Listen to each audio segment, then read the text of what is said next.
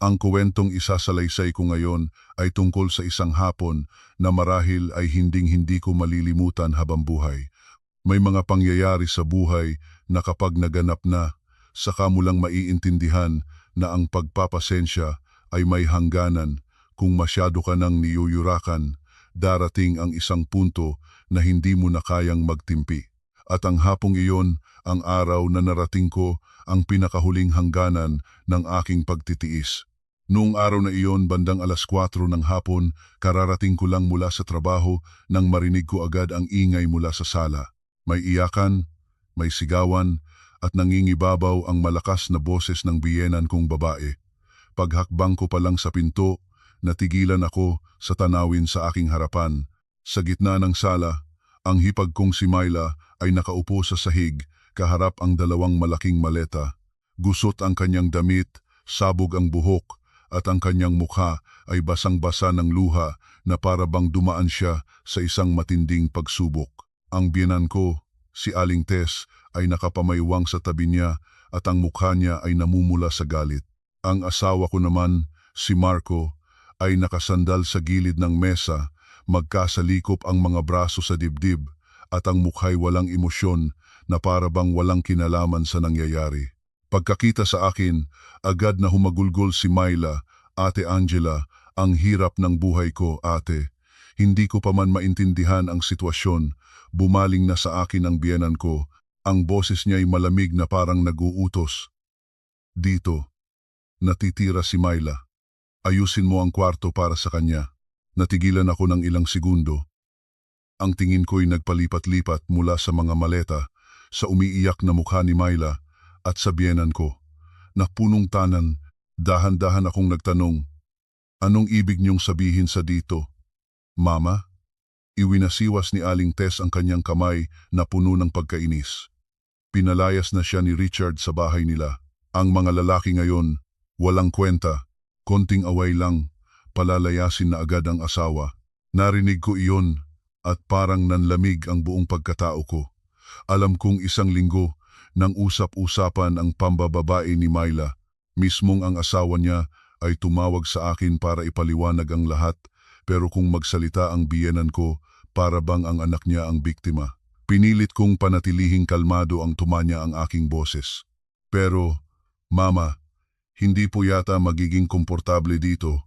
Saka, ang problema nilang mag-asawa. Hindi ko pa natatapos ang sasabihin ko nang putulin ako ni Aling Tess.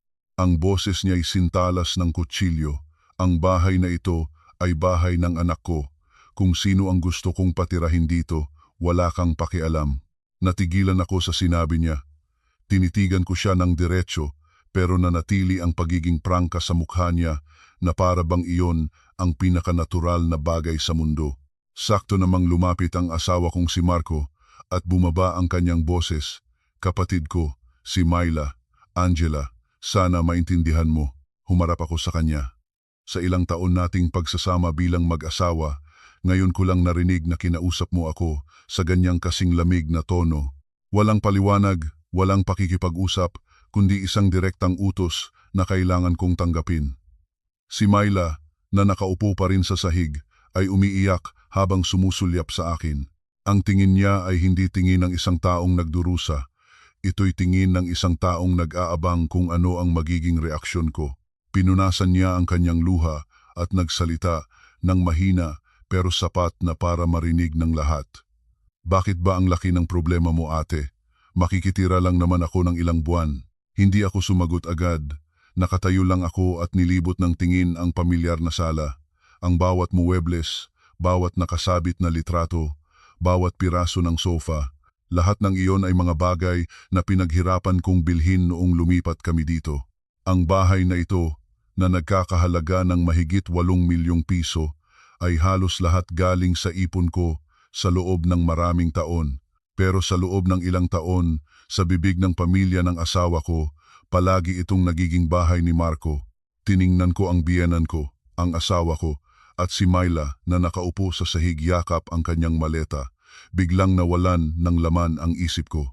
Hindi dahil sa wala akong masabi, kundi dahil naintindihan kong walang saysay ang anumang sasabihin ko sa mga oras na iyon. Hindi na ako nakipagtalo. Tumalikod ako at dumiretso paakyat ng hagdan. Sa likuran ko, narinig ko pa ang biyenan ko na nagsalita ng may pang-iinis. Ayan, sinabihan lang ng konti, nagtatampo na. Manugang pero lahat na lang binibilang. Hindi pa rin ako lumingon. Pagdating sa kwarto, isinara ko ang pinto. Nanatili akong nakatayo ng ilang segundo, inilibot ang tingin sa silid. Sa isip ko noon, iisa lang ang malinaw na ideya. Kung magpapatuloy akong magtimpi ngayon, simula bukas, ang bahay na ito ay hindi na magiging akin. Binuksan ko ang aparador, hinila ang isang malaking plastic container na ginagamit namin para sa mga kumot at sinimulang iligpit ang mga damit. Hindi ang mga damit ko, kundi ang mga damit ng asawa ko. Mga polo, pantalon, mga jacket, lahat ay isiniksik ko sa loob ng container. Pagkatapos, pumunta ako sa kabilang kwarto, ang kwarto ng biyenan ko. Binuksan ko ang aparador niya. Kinuha ang lahat ng damit, mga scarf at mga bag niya at isinilid sa isa pang container. Ginawa ko ang lahat ng mabilis, walang luha, walang panginginig ng kamay. Sakto, makalipas ang 20 minuto, binitbit ko ang 2 container pababa ng hagdan. Sa sala, si Aling Tess ay abala pa rin sa pag-alo kay Myla. Ang asawa ko naman ay nakaupo sa sofa at nagse-cellphone na para bang walang nangyayari. Dumiretso ako sa labas ng bahay, sa aming bakuran, at malakas na ibinuhos ang laman ng 2 container. Nagkalat ang mga damit sa sementadong sahig. Sabay-sabay silang lumingon. Nanlaki ang mga mata ng biyenan ko. Anak, anong ginagawa mo? Tumayo nang bigla ang asawa ko. Angela, nababaliw ka na ba? Si Myla naman ay natigilan sa sofa, dilat na dilat ang mga mata. Nakatayo ako sa may pintuan, nakatingin ng diretso sa kanila, sa unang pagkakataon sa buhay ko. Ang boses ko'y sobrang lamig na kahit ako ay nagulat. Nagsalita ako ng dahan-dahan. Bawat salita ay may diin. Bahay ko ito. Binili ko ito. Itinuro ko ang bakuran kung saan nagkalat ang kanilang mga damit at nagpatuloy, kayong lahat, lumayas kayo sa bahay ko. Ang paligid ay nabalot ng nakabibinging katahimikan. Tinitingnan nila ako na para bang isang estranghero. Walang sinuman sa kanila ang nag-aakalang gagawin ko iyon. Ngunit ang totoo, ang kuwentong ito ay hindi nagsimula noong hapong iyon. Nagsimula ito maraming taon na ang nakalipas. Mula pa noong araw na pumasok ako sa pamilyang ito bilang isang manugang para maintindihan ang pinagmulan ng lahat, hayaan ninyong ipakilala ko ang aking sarili. Ako si Angela Cruz. Noong taong iyon, ako ay 32 taong gulang. Isang finance manager sa isang kumpanya ng logistics. Ang trabaho ko ay abala, puno ng pressure, ngunit kapalit nito ay isang matatag na kita at isang isip na laging kailangang maging malinaw at organisado. Si Marco naman, ang asawa ko, ay isang construction engineer. Noong una kaming magkakilala, hindi siya ang tipo ng lalaking mabulaklak ang dila o marunong manligaw, pero mukha siyang mabait, tahimik at masipag sa trabaho. Ang kanyang mahinahong panlabas na anyo ang nagpaniwala sa akin na isa siyang disenteng tao, mas disente kaysa sa mga lalaking puro pangako lang. Ipinakilala kami ng isang kaibigan. Noong panahong iyon, wala na ako sa edad na nangangarap pa ng fairy tale. Ang nasa isip ko lang ay simple. Darating ang isang punto sa buhay ng isang babae na ang kailangan niya ay hindi matatamis na salita, kundi isang taong makakasama niyang mamuhay ng payapa sa araw-araw. Sa simula ng aming relasyon, hindi masyadong romantiko si Marco, ngunit sapat ang kanyang sinseridad para maramdaman kong panatag. Madalas niya akong sinusundo pagkatapos ng trabaho, minsan ay binibilhan ako ng paborito kong cake o isang mainit na kape, mga maliliit na bagay na nagpaparamdam sa iyong inaalala ka. Noong dinala niya ako para ipakilala sa kanyang pamilya, ang biyenan ko noon na si Aling Tess ay mahigpit pang hinawakan ang kamay ko, ngumiti ng buong kabaitan at sinabing, "Huwag kang mag-alala, iha. Dito sa bahay na ito, hindi ka namin ituturing na manugang, kundi parang tunay na anak. Sa totoo lang, sinong babae ang hindi lalambot ang puso kapag narinig iyon? Si Myla noon ay hindi pa nagpapakita ng tunay na kulay. Kaga-graduate lang niya, matamis magsalita, at laging masayang bumabati sa akin ng Ate Angela, future sister-in-law ko. Sinasabi pa niya na kapag naging manugang na ako, siguradong magiging masaya siya dahil may makakausap at makakahati na siya sa mga gamit at makeup. Nakikita ko ang mainit na pagtanggap ng biyenan at ang kasabikan ng hipag, kaya't nabawasan ng malaki ang mga alalahanin na karaniwan sa isang babaeng malapit ng ikasal. Ang kasal namin ni Marco ay hindi magarbo, ngunit sapat na. Pagkatapos ng kasal, dahil hindi pa kaya ng budget, umupa kami ng isang maliit na apartment para sa aming dalawa. Ang apartment ay halos 40 square meters lang. Kapag tag-araw, para kang nasa loob ng oven sa init. Kapag tag-ulan, ang ingay ng yero sa bubong ay nakakabingi. Pero sa totoo lang, ang mga panahong iyon ang pinakamagaan sa pakiramdam ko. Sa umaga, pareho kaming papasok sa trabaho. Sa gabi, magluluto ako ng hapunan at tutulungan niya akong maghugas ng plato. May mga araw na kapos na kami bago pa man dumating ang sahod, kaya't itlog at gulay lang ang aming kinakain, pero pakiramdam ko pa rin ay napakainit ng aming pagsasama. Noong mga panahong iyon, inisip ko na hindi mahalaga ang yaman basta't mahal ng mag-asawa ang isa't isa, ngunit ang kaisipang iyon ay hindi nagtagal. Habang tumatagal, lalo kong nakikita na si Marco ay sobrang malambot pagdating sa kanyang pamilya. Isang tawag lang ng nanay niya, nandyan na agad siya.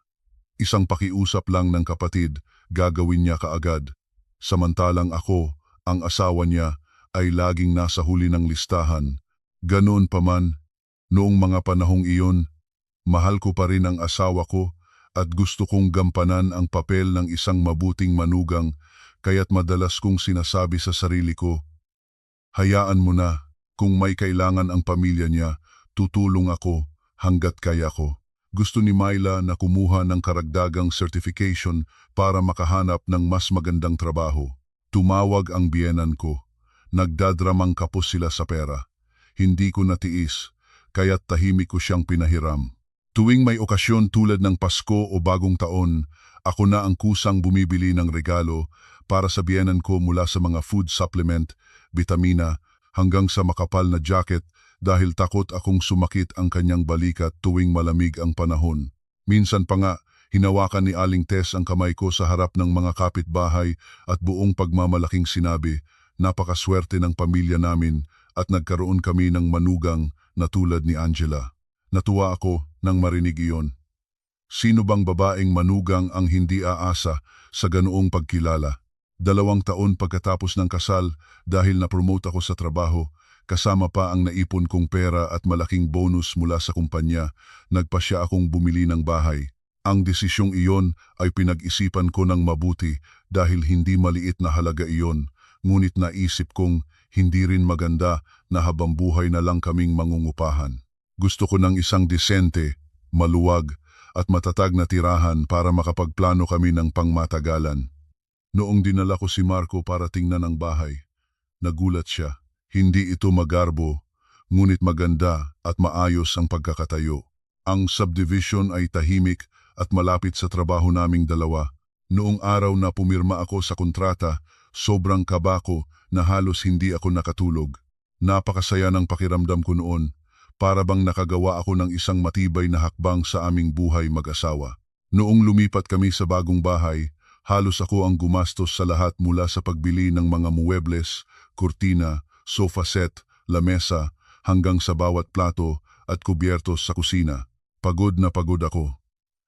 Pero masaya ang puso ko dahil iniisip kong kasama ko ang asawa ko sa pagbuo ng isang tunay na tahanan, at sa mga sandaling iyon, ako mismo ang nag-alok na isama namin ang biyenan ko.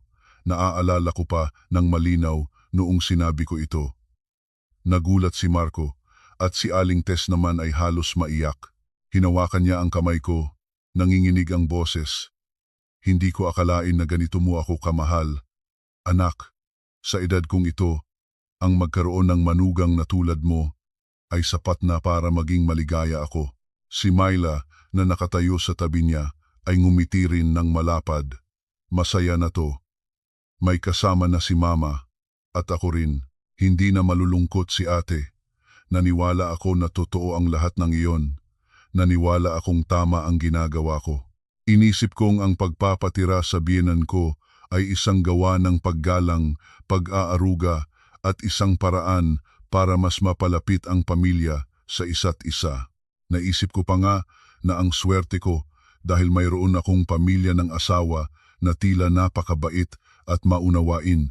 Ngunit hindi ko akalain na ang desisyon kong buksan ang pinto ng bahay ko para sa aking biyenan ay ang simula ng mga araw na kapag naaalala ko, naninindig pa rin ang aking mga balahibo. Noong mga unang araw na lumipat ang biyenan ko, simple pa rin ang pag-iisip ko. Basta't taos puso ang pakikitungo ko, magiging maayos ang lahat.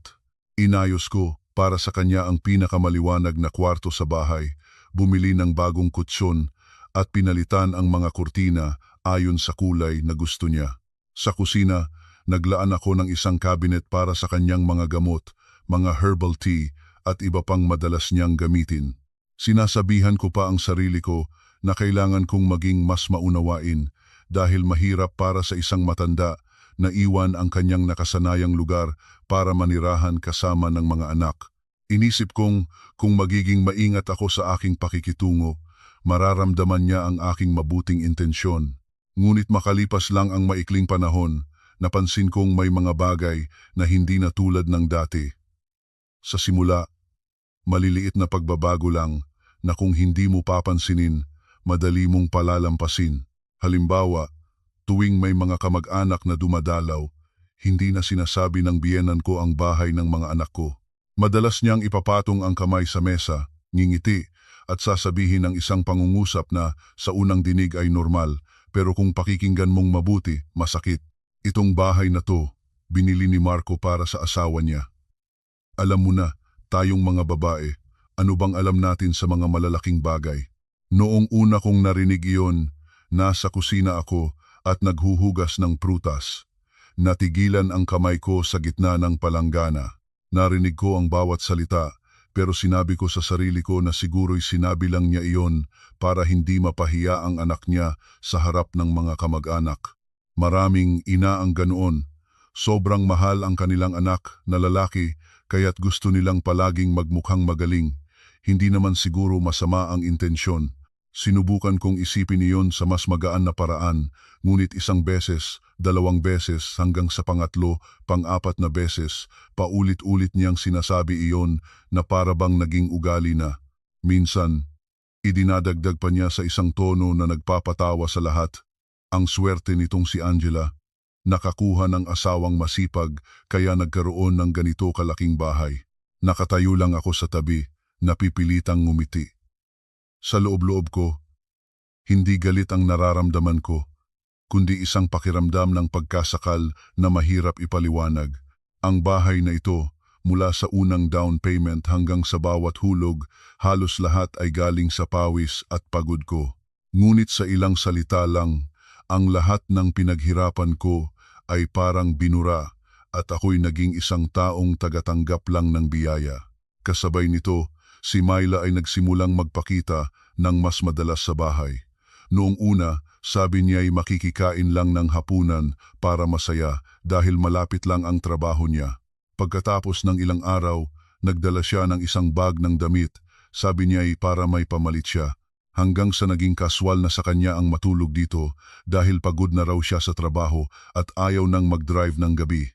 Ganoon na lang, mula sa pagiging bisita, naging permanente na siyang nakatira sa bahay nang hindi ko namamalayan. Sa umaga, tamad pumasok sa trabaho. Sa gabi, hihilata sa sofa habang nagse-cellphone. Pagsapit ng oras ng kainan, uupo na lang sa mesa. May mga araw na late na akong umuuwi galing trabaho at pagpasok ko pa lang sa pinto, makikita ko siyang nakataas ang paa sa upuan habang nanonood ng TV. Samantalang sa kusina, malamig ang mga kaldero, walang sinumang gumalaw. Ngunit kapag dumadaan ang biyenan ko, titingnan niya ako na may halong paninisi.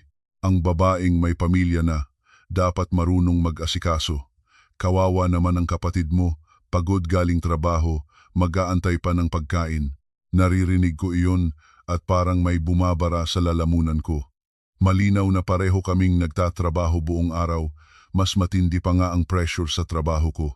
Pero sa bahay na ito, basta't hindi ako nakapagluto ng hapunan sa tamang oras, para bang kasalanan ko na sa buong mundo. Ganoon pa man, tiniis ko pa rin. Sinabi ko sa sarili ko, hayaan na, kapatid siya ng asawa ko, bata pa, hindi pa gaanong nag-iisip. Mas matanda ako sa kanya ng ilang taon, kaya't magpaparaya na lang ako para iwas gulo.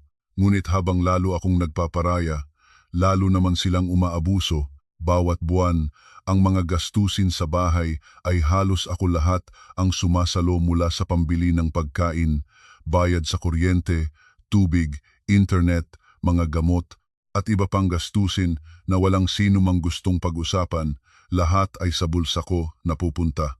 Si Marco, minsan ay nag-aabot ng pera, ngunit kumpara sa kabuuang gastos, kulang na kulang. Ang biyenan ko naman, para sa kanya, obligasyon ko bilang manugang ang pagluluto at pag-aasikaso sa bahay. Si Myla naman, taga-tanggap lang, walang kahit anong hiya. Ang mas nakakapagod ay hindi ang pera, kundi ang kanilang ugali.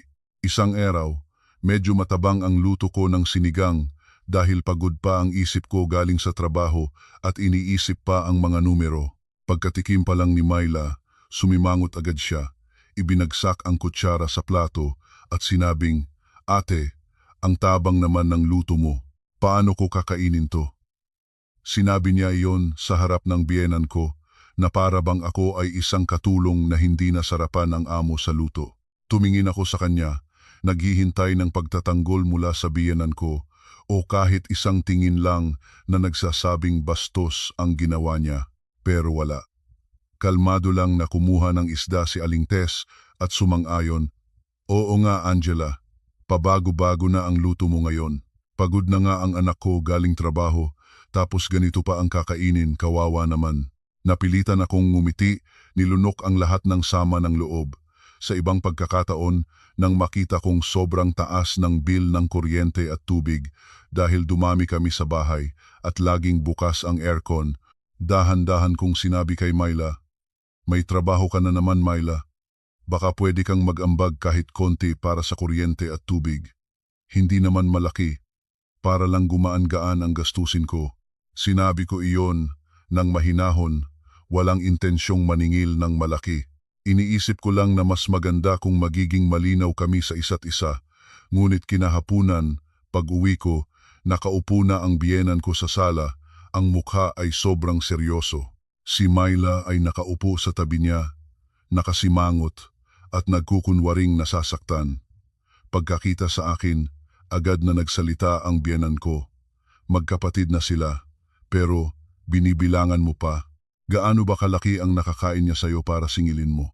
Hindi pa ako nakakapagpaliwanag, sumingit na si Myla. Ang boses ay puno ng hinanakit.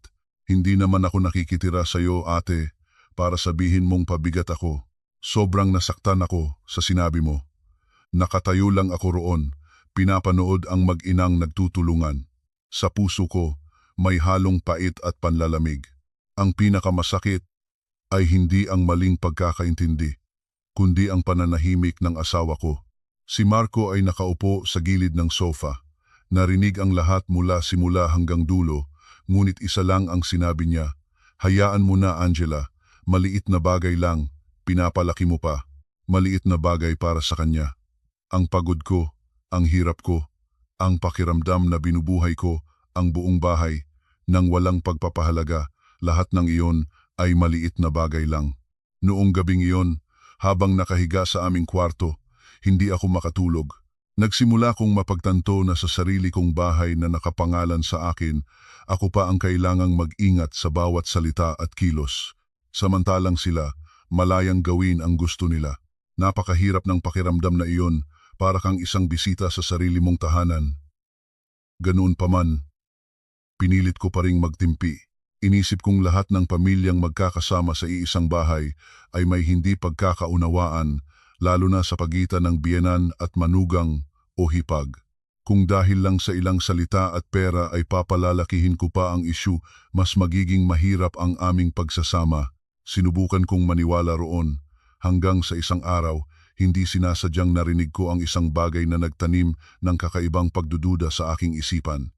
At mula sa sandaling iyon, nagsimula kong maintindihan na ang mga nangyayari sa bahay na ito ay hindi na simpleng hindi pagkakaunawaan. Matapos ang gabing hindi ako makatulog dahil sa sinabi ni Marco na maliit na bagay lang, pinapalaki mo pa, nagsimulang tumubo sa puso ko ang isang kakaibang pakiramdam. Hindi na ito simpleng inis, kundi isang mabigat na pagdududa na unti-unting lumalaki. Para bang may isang bagay na nangyayari sa mismong harapan ko, pero pilit kong ayaw pangalanan. Patuloy pa rin ang aking buhay. Nagtatrabaho, nagluluto, at kumikilos na parang walang nangyari. Ngunit sa kaibuturan ng aking puso, hindi na ako kasing inosente tulad ng dati. At hindi nagtagal, narinig ko mismo ang isang pangungusap na nagpatunay na ang aking mga agam-agam ay may basehan. Hapon noon ng linggo, naglalaba ako sa terrace sa ikalawang palapag nang marinig ko ang biyenan kong may kausap sa telepono sa ibaba.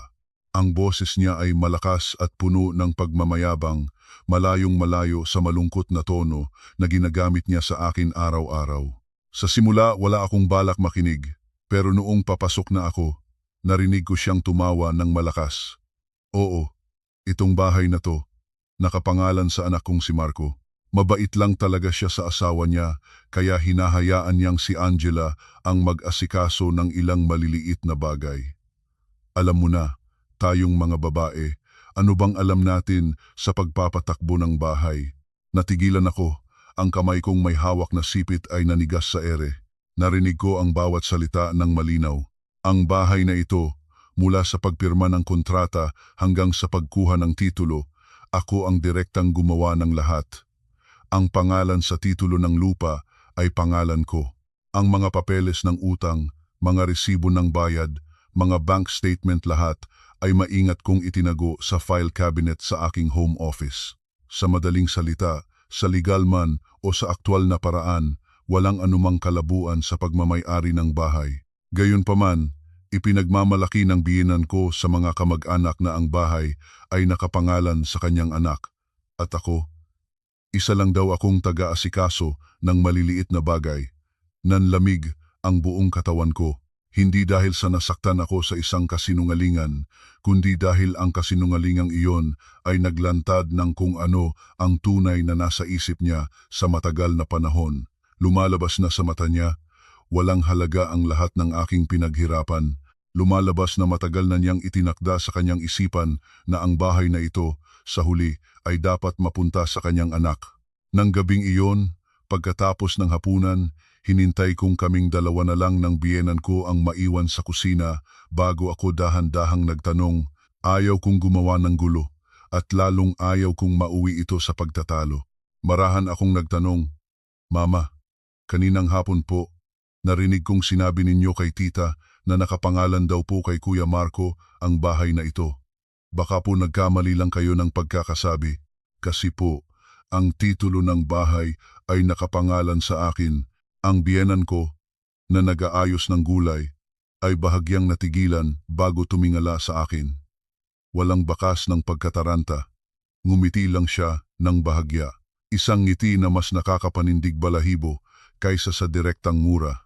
Sabi niya, darating din naman sa puntong ililipat mo yan sa pangalan ng asawa mo. Mag-asawa kayo. Bakit mo ipagdadamot? O baka naman may iba ka ng plano? Natulala ako sa narinig. Hindi ko inaasahan na sasabihin niya iyon ng ganoon kadali. Hindi isang tanong, hindi isang suhestiyon, kundi isang pag-aakala. Para bang ang paglilipat ko ng pangalan ng bahay sa anak niya ay isang bagay na dapat mangyari, maaga man o huli. Tinitigan ko siya ng matagal bago ako nakasagot ng isang pangungusap. Malaking ari-arian po ang bahay, Mama. Hindi po basta-basta ang usapang iyan. Agad na nagdilim ang kanyang mukha at tumaas ang kanyang boses. Anong ibig mong sabihin? Kinasal ka sa anak ko pero pinag-iiba mo pa rin ang ari-arian mo at ari-arian niya. Sinasabi ko sa'yo, ang babaeng masyadong palakwenta, hindi nagkakaroon ng matahimik na pamilya. Hindi na ako nakipagtalo, hindi dahil sa naubusan ako ng sasabihin, kundi dahil naintindihan kong walang saysay ang anumang paliwanag. Kapag ang isang tao ay naniniwalang normal ang isang bagay na hindi makatwiran, ang anumang paliwanag ay magmumukha lang na pagiging bastos. Ngunit pagkatapos ng usapang iyon, hindi na muling napanatag ang loob ko. Nagsimula kong tingnan ang lahat sa ibang paraan. Binalikan ko ang mga pagkakataong ipinagmalaki niyang bahay ni Marco, ang paraan ng pag-uutos niya kay Myla, na gamitin ang mga gamit sa bahay na parang pag-aari nito. Naalala ko ang pananahimik ni Marco sa tuwing nagsasalita ang kanyang ina ng mga masasakit na salita. Lahat ng iyon ay unti-unting nabuo at naging isang larawan na parehong nagpagalit at nagpasama sa loob ko. Mula rin noon, lalong lumabas ang tunay na ugali ni Myla. Hindi na niya pinanatili ang matamis at magalang na pakikitungo noong bago pa lang akong manugang. Nagsimula niyang ituring ang bahay na ito bilang tunay niyang pag-aari. Gabi-gabi, dinadala niya ang kanyang nobyo sa sala at nagtatawanan sila ng malakas. Minsan, halos 11:00 na ng gabi ay ayaw pa ring umuwi. Pagod ako galing sa trabaho, gusto ko lang ng kaunting katahimikan, pero pagpasok ko sa bahay, para akong pumasok sa isang coffee shop. Sa unang beses, nagtimpi ako. Sa pangalawang beses, pinalampas ko pa. Ngunit sa pangatlong beses, hindi ko na kayang manahimik. Halos 10:00 na noon ng gabi at abala ako sa pag-check ng mga papeles para sa trabaho nang marinig kong sobrang lakas ng tawanan sa ibaba, kaya't hindi ako makapag-focus. Bumaba ako at nakita ko si Myla na nakadikit sa isang lalaking hindi ko kilala sa sofa. Ang sapatos ng lalaki ay nakakalat sa may pintuan at ang mga baso at plato ng prutas ay nakalatag sa mesa na para bang sarili niyang bahay. Sinubukan kong panatilihin ang normal na tono ng boses ko. Myla, kung may bisita ka, sana naman umuwi rin ng maaga. Gabi na, kailangan na rin magpahinga ng buong pamilya. Akala ko'y sapat na iyon. Ngunit nag-angat ng tingin si Myla at ang kanyang labi ay may mapanghamong ngiti. Ngumisi siya bago sumagot sa harap mismo ng kanyang nobyo. Ate naman, ang istrikta mo. Bahay to ng kuya ko, hindi sayo. Kung umasta ka, akala mo ikaw ang may-ari. Ang mga salitang iyon ay parang isang malakas na sampal sa aking mukha. Natigilan ako ng ilang segundo. Hindi ako makapaniwala na kayang sabihin iyon ng isang hipag sa kanyang ate sa loob mismo ng bahay, sa mismong sofa na ako ang bumili. Ang mas masakit pa, saktong lumabas si Marco mula sa kwarto dahil narinig niya ang ingay. Humarap ako sa asawa ko, naghihintay ng isang salita na magtatanggol sa akin o kahit isang tingin man lang na magsasabing mali ang sinabi ng kapatid niya. Pero wala. Nakatayo lang siya roon ng ilang segundo at sinabi ng walang gana, "Huminahon kayo. Pag-usapan na lang natin to ng maayos. Huwag kayong gumawa ng eksena." Iyon na naman ang boses niyang walang pinapanigan, ang paraan niyang pampalubag loob na walang bigat, walang tama, walang mali, at ako na lang ulit ang kailangang lumunok ng galit para manatili ang kapayapaan. Narinig iyon ni Myla at lalo siyang lumakas ang loob. Ngumuso siya at tumalikod, nagpatuloy sa pakikipagtawanan sa kanyang nobyo na para bang walang nangyari. Nang gabing iyon, habang nakahiga sa tabi ng asawa ko, ang puso ko'y parang yelo sa lamig. Nagsimula kong maramdaman ng malinaw ang kawalan ng katarungan na unti-unting lumalaki sa loob mismo ng aming pagsasama. Mula sa bahay, sa pagkain, sa paraan ng pakikitungo, hanggang sa bawat maliit na kilos, lahat ay tila kumakampi sa iisang panig. Ako ang naglabas ng pera, pagod at lakas, ngunit ako ang kailangang mag-ingat sa bawat kilos. Samantalang sila, dahil lang sa sila ang tunay na ina at kapatid ng asawa ko, may karapatan silang unti-unting umabuso, magsalita ng masasakit at baliwalain ang lahat. Ganoon pa man, pinilit ko pa ring magtimpi. Sinabi ko sa sarili ko na bata pa si Myla, mainit pa ang ulo, at siguradong magbabago rin kapag nag-asawa na. Sakto namang kumalat ang balita na may nobyo siyang isang mayamang lalaki na nagngangalang Richard. Ang buong pamilya ng asawa ko ay tila nanalo sa loto. Ang biyenan ko, kahit saan magpunta, ipinagmamalaki na ang swerte ng anak niya. Mula pa raw pagkabata, mayroon ng swerte si Myla at ngayon na nakahanap ng magaling na asawa, pati raw ang buong pamilya ay aangat. Napapangiti na lang ako ng pilit habang sa puso ko ay taimtim na umaasang kapag ikinasal na si Myla, mababawasan na ang bigat sa bahay. At least, hindi ko na kailangang pakisamahan ang isang hipag na nakaupo lang buong araw at nagbibitaw ng mga bastos na salita. Akala ko, iyon na ang katapusan ng aming mga hindi pagkakaunawaan. Ngunit nalaman ko kalaunan na hindi pala iyon ang katapusan ng gulo, kundi isang maikling pahinga lamang bago sumalpok ang lahat sa isang mas malakas at mas matinding bagyo. Matapos ang kasal, inisip kong gagaan na kahit papaano ang buhay sa bahay namin. Napakasal si Myla sa isang mayamang lalaki na nagngangalang Richard. May kaya ang pamilya, disente ang trabaho, at sa panlabas ay maayos ang pakikitungo. Noong araw ng kasal, abot tenga ang ngiti ng biyenan ko. Kahit saan siya magpunta, ipinagmamalaki niyang napakaswerte ng anak niya. Sinasabi niyang mula pagkabata, kitang-kita na raw ang swerte sa palad ni Myla at ngayon na nakapag-asawa ng matagumpay, pati ang buong pamilya ay makikinabang. Napapangiti lang ako ng pilit habang lihim na umaasa na kapag nag-asawa na siya, titigilan na niya ang pagtambay sa bahay namin, ang pagiging bastos sa pananalita at ang paglikha ng tensyon. Pero sadyang hindi simple ang buhay tulad ng inaakala ko. Hindi pa nagtatagal pagkatapos ng kasal, nagsimula na namang bumalik si Myla sa bahay. Noong una, isang beses sa isang linggo, hanggang sa halos 2 o 3 beses na siyang dumarating, bit-bit ang kanyang bag at mukhang pagod na para bang biktima ng matinding pang-aapi. Pagpasok pa lang sa pinto, ibabagsak na niya ang bag sa sofa, uupo at magsisimulang magreklamo. Kesyo masyado raw seloso si Richard, kinokontrol ang cellphone niya, ang oras ng pag-uwi at kung sino-sino ang kasama. Lahat daw ay tinatanong at pinag-iinitan. Nagsasalita siya na may halong hinanakit, na para bang siya na ang pinakakawawang babae sa buong mundo. Ang biyenan ko naman, syempre, panig sa anak niya. Habang nagtitimpla ng inumin para sa kanya, sasabihin niya, ganyan talaga ang mga mayayamang lalaki. Naghihigpit. Yan, dahil mahal ka niya. Mas mahirap kung mapunta ka sa isang lalaking walang pakialam sa'yo. Nakikinig lang ako at hindi mapigilang mainis.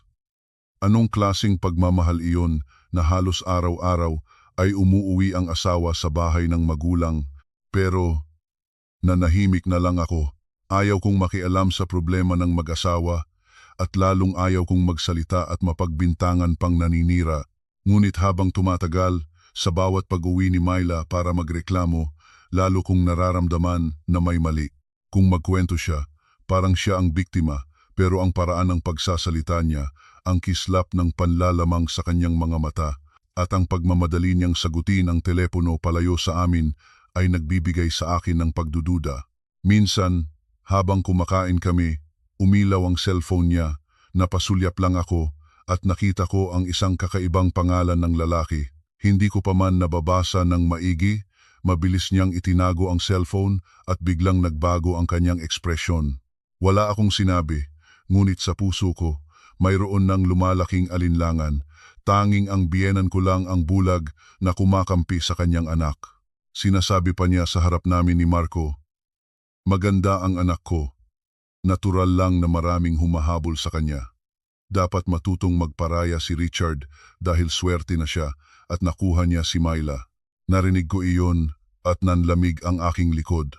May mga paraan ng pagpapalaki ng anak na hindi pagmamahal, kundi pagtulak sa kanila sa kapahamakan ng hindi nila namamalayan. At dumating na nga ang araw na iyon. Isang hapon, kararating ko lang mula sa trabaho, hindi pa man nakakapagbihis, narinig ko ang malakas na preno ng sasakyan sa labas. Bumukas ang pinto at pumasok si Richard. Ang mukha ay walang emosyon. May kasama siyang isa pang lalaki, marahil ay driver o assistant.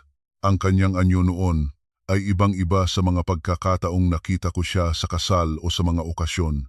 Wala na ang magalang na pakikitungo, napalitan ito ng lamig ng isang taong narating na ang kanyang hangganan. Pagkakita ng biyenan ko sa kanyang manugang, masaya siyang tumayo. "Oh, Richard, napadalaw ka, kumain ka na ba?"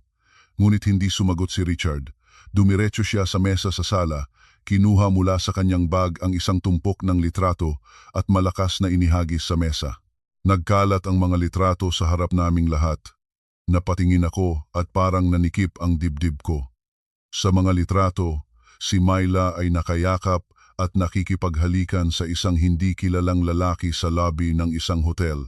May mga litratong sobrang linaw na imposible nang itanggi. Ang paraan ng pagdikit nilang dalawa, ang kanilang mga ngiti, ang malanding tinginan walang sinuman, ang makapagsasabing normal lang silang magkakaibigan. Natigilan ang biyenan ko at si Marco naman ay biglang tumayo. Si Myla naman namutla ang mukha, ngunit mabilis na humagulgol na parang biktima. "Edited yan. Edited lang yang mga litratong yan.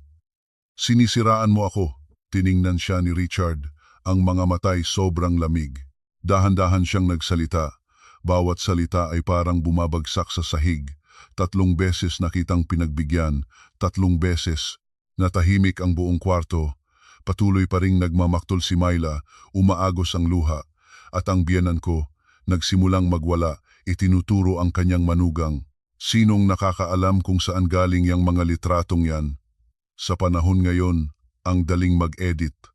Lalaki ka pa naman, ganyan mo tratuhin ang asawa mo." Nakatayo lang ako sa isang sulok, walang imik, ngunit alam ko sa sarili ko na ang isang lalaking tulad ni Richard na naglakas loob na dalhin ang mga litrato sa mismong bahay ay siguradong may higit pa roon. At tama nga ang hinala ko, kinuha ni Richard ang kanyang cellphone, nagplay ng isang video at inilapag sa mesa. Ito ay kuha mula sa CCTV sa hallway ng hotel. Hindi gaanong malapit ang kuha, ngunit sapat na ang linaw para walang makatanggi.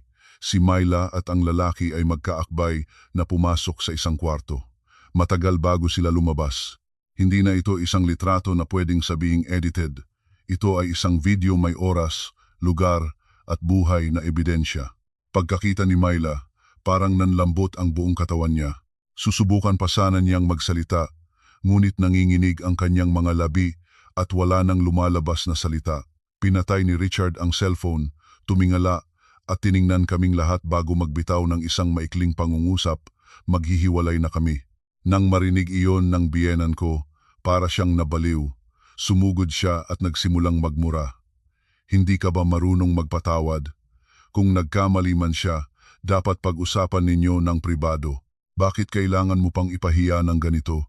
Napangisi lang si Richard, isang ngiti ng isang taong wala nang natitirang anumang pagtingin. Sumagot siya ng isang pangungusap na nagpatahimik sa buong kwarto. "Alagaan ninyo ang anak ninyo." Pagkasabi noon, tumalikod siya at lumabas ng pinto, hindi na lumingon kahit isang beses. Nang gabing iyon, totoong pinalayas si Myla ng kanyang asawa. At kinabukasan, tulad ng pagtatapon sa isang bagay na hindi na kailangan, dinala siya ng biyenan ko pabalik sa bahay namin kasama ang 2 maleta. At ang sandaling iyon ang mismong nagdala sa magulong eksena na isinalaysay ko sa simula ng kwento. Kinabukasan, pagbukas pa lang ng pinto, nakita ko na agad ang biyenan ko na hinihila si Myla papasok na para bang isang bagay na isinasauli. 2 malaking maleta ang nakalagay sa gitna ng sala, ang mga gulong ay may alikabok pa mula sa daan.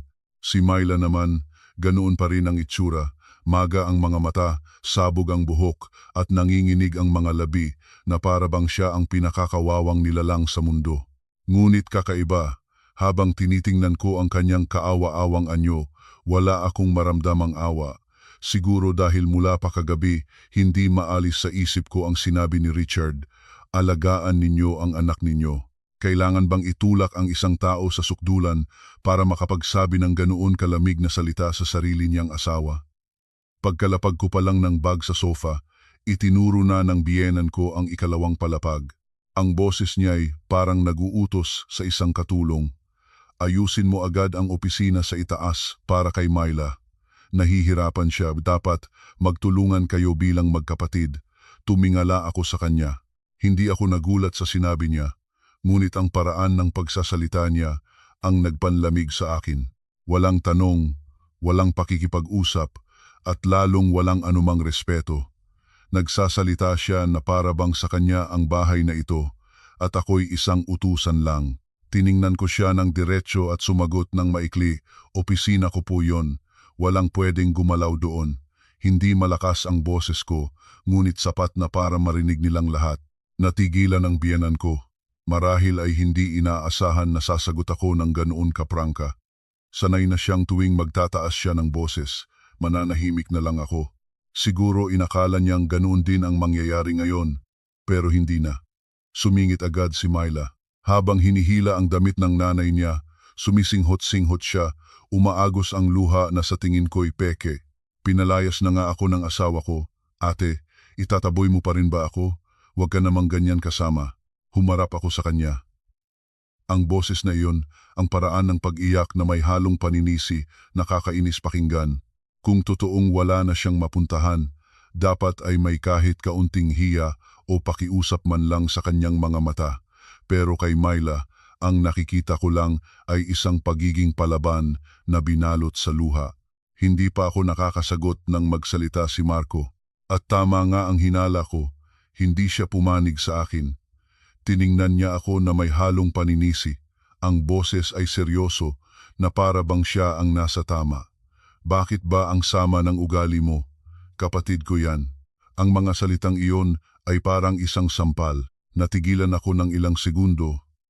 Tinitingnan ang lalaking kasama ko sa loob ng maraming taon na tila isang estranghero. Lumalabas na sa mata niya, hindi mahalaga na sinira ng kapatid niya ang sarili niyang pagsasama. Hindi mahalaga na basta na lang dinala ng nanay niya ang anak niya para ipasa sa akin ang problema. Ang pinakamahalaga pa rin ay dapat akong maging maunawain, magparaya at manahimik.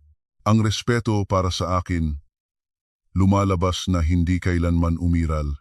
Huminga ako ng malalim at sinabi, bawat salita'y malinaw, kung sino man ang gustong tumira, maghotel, ang bahay na ito ay hindi isang evacuation center para sa mga taong sumisira ng pamilya. Pagkasabi ko noon, parang tumigil ang mundo sa sala. Nanlaki ang mga mata ni Myla at ang biyenan ko. Para siyang nasaktan sa pinakamasakit na bahagi. Ibinagsak niya ang hawak na bag sa sofa, ang mukha'y namumula sa galit. Kung makapagsalita ka ng bahay mo, akala mo kung sino ka. Nakakalimutan mo na bang manugang ka lang sa pamilyang to? Narinig ko iyon at napabuntong hininga na lang ako sa pagod. Iyon na naman ang paulit-ulit na sinasabi niya. Kapag kailangan akong ipitin, gagamitin niya ang salitang manugang para igapos ako. Pero kapag nakikinabang sa pera at pagod ko, para bang obligasyon ko iyon, hindi na ako nakipagtalo. Tiningnan ko silang lahat bago tumalikod at dumiretso paakyat ng hagdan. Ang pananahimik ko ay tila nagbigay ng maling akala sa kanila. Narinig ko pa ang malamig na pagungot ng biyenan ko sa ibaba at may ibinulong si Myla sa kapatid niya na may halong hinanakit. Siguro inakala nilang natakot na ako, na kapag silang tatlo ang magkakampi, lulunukin ko na lang ulit ang galit tulad ng dati. Pero iba na ngayon. Pagdating sa kwarto, isinara ko ang pinto, dumiretso sa maliit na safety deposit box sa loob ng aparador. Hindi nanginginig ang kamay ko at ang isip ko'y sobrang linaw.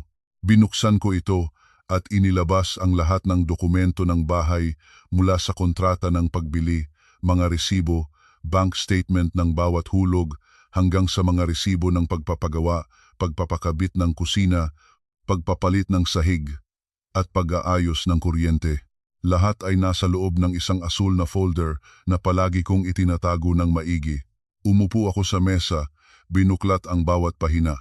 Ang bawat numero, bawat pirma, ay nagpapaalala sa akin na ang bahay na ito ay bunga ng mga araw na ibinuhos ko sa trabaho, ng mga gabing puyat sa paggawa ng report at ng bawat sentimong pinag-ipunan ko. Walang sino man ang may karapatang gawin itong kanlungan para sa kanilang kawalang hiyaan. Kinuha ko ang cellphone, tinawagan si Attorney Villanueva, isang abogadong tumutulong sa kumpanya namin. Pagkasagot niya, hindi na ako nagpaligoy-ligoy pa. Attorney, tulungan ninyo akong ihanda ang mga dokumento na magpapatunay ng aking pagmamay-ari sa bahay. Kakailanganin ko po ngayon. Tumahimik siya ng ilang segundo bago sumagot ng maikli. Itago mo lang lahat ng papeles. Tawagan mo ako agad kung may mangyari. Ibinaba ko ang telepono. Tinitigan ang mga dokumento sa harap ko. Ito ang unang pagkakataon, matapos ang maraming taon ng pagtitiis, na naintindihan kong kung magpapatuloy pa akong maging malambot, ang mawawala sa akin ay hindi lang ang bahay, kundi pati na rin ang aking dignidad. At mula sa sandaling iyon, alam ko na, hindi na lang ako basta nagagalit. Nagsimula na akong kumilos, nang may plano. Kakatago ko pa lang ng folder sa drawer, nang marinig ko ang kaladkad ng maleta sa sahig sa ibaba, kasunod ng malakas na pagbukas ng pinto. Natigilan ang puso ko. Agad akong lumabas ng kwarto at mabilis na bumaba. Ngunit pagdating ko sa gitna ng hagdan, kumulo ang dugo ko sa nakita ko. Bukas na bukas ang pinto ng aking opisina. Ang ekstrang susi na itinago ko ay nakakalat sa mesa sa labas at sa loob ng kwarto. Si Myla ay nakatayo sa gitna ng mga gamit ko. Hinihila niya ang kanyang maleta papasok at walang pakundangang inihahagis ang mga papeles, libro at pati na ang laptop na ginagamit ko sa trabaho. Nagkalat ang mga ballpen sa sahig at isang maliit na halaman na inilagay ko sa tabi ng bintana ay natabig. Kumalat ang lupa. Habang ginagawa niya iyon, ngumuso siya at nagsalita na may halong pang-aasar. Ang ganda ng kwartong to. Pansamantala lang naman, hindi ka naman siguro mamamatay. Hindi ko na maalala kung paano ako nakarating doon ng ganoon kabilis. Ang alam ko lang, nang nasa harapan na niya ako, nanginginig ang buong katawan ko, hindi sa takot, kundi sa galit na nagpanlamig sa aking mga kamay at paa. Hinablot ko ang maletang inilagay niya sa tabi ng mesa at malakas na inihagis sa sahig. Bumukas ito at nagkalat ang mga damit sa labas. Sumigaw si Myla na parang kinakatay. Bakit mo pinapakialaman ang gamit ko? Tiningnan ko siya, bawat salita ay lumalabas sa pagitan ng aking mga ngipin. Ikaw ang unang nakialam sa gamit ko. Pagkasabi ko noon, tumakbo paakyat ang biyenan ko.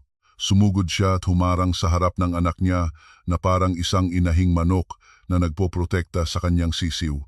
Itinuro niya ako, nanginginig ang daliri. Sigaw niya, bastos ka. Nahihirapan na nga ang kapatid mo dahil iniwan ng asawa, sinasaktan mo pa. Natawa ako. Isang tawang malamig na kahit ako ay nagulat. Sumagot ako agad. Pinalayas siya dahil ng babae, hindi dahil inapi. Pagkasabi ko noon, nag-iba ang mukha ni Myla. Para siyang nabaliw, dinampot ang isang baso sa mesa at ibinato sa akin. Mabilis akong umiwas. Dumaan lang ang baso sa balikat ko at tumama sa pinto, nabasag. Kumalat ang mga bubog sa sahig. Umalingaw-ngaw ang tunog ng pagkasira. Tumatakbo paakyat si Marco. Nagbaka sakali ako, kahit isang beses lang, na makikita niya kung sino ang tama at sino ang mali. Ngunit hindi. Ang una niyang ginawa ay hindi ang pagalitan ng kapatid niya dahil nagbato ng gamit, kundi ang humarap sa akin at sumigaw, "Pwede ba? Tumahimik ka na lang. Gusto mo bang ipahiya ang buong pamilya?" Natigilan ako ng ilang segundo, tinitingnan ang lalaking nasa harapan ko. Sa unang pagkakataon, nakita ko ng malinaw ang kanyang pagiging duwag at makasarili. Tinitigan ko siya ng matagal at nagtanong, dahan-dahan, malinaw, sino ba talaga ang nagpapahiya sa pamilyang to? Bumigat ang hangin, walang nagsalita. Ngunit ang katahimikang iyon ay mas nakakatakot kaysa sa mga sigawan kanina. At nagsalita ang biyenan ko, ang boses niya ay malamig, na para bang nagbabasa ng hatol. Kung hindi ka marunong umayos, simula ngayon, sa bodega ka matutulog. Ibigay mo ang kwarto kay Myla. Narinig ko iyon at parang hindi ako makapaniwala. Ang bodega, ang bahay na binili ko, ang opisina na inayos ko, ang buhay na binuo ko. At ngayon, kailangan kong matulog sa bodega para bigyan ng lugar ang hipag kong ng babae at pinalayas ng asawa. Nakatayo lang ako, hindi sumasagot, hindi umiiyak at hindi tumitingin sa kanino man. Ang pangungusap na iyon ang nagtulak sa lahat sa pinakahuling hangganan. Tumalikod ako at dumiretso sa likod bahay. Akala ng biyenan ko'y aalis ako, kaya't narinig ko pa siyang umungot. Kinuha ko ang 2 malaking plastic container na ginagamit namin para sa mga lumang gamit at bumalik sa loob. Dumiretso ako sa kwarto ng biyenan ko, binuksan ang aparador, at inilabas ang lahat ng damit, scarf, makeup, kumot, unan, gamot at bag. Lahat ay inihagis ko sa container. Sumugod ang biyenan ko at hinawakan ang kamay ko. Anong ginagawa mo? Hinila ko ang kamay ko. Hindi ako sumagot. Binitbit ko ang unang container pababa sa bakuran at ibinuhos. Nagkalat ang mga damit sa semento. Bumalik ako sa kwarto namin.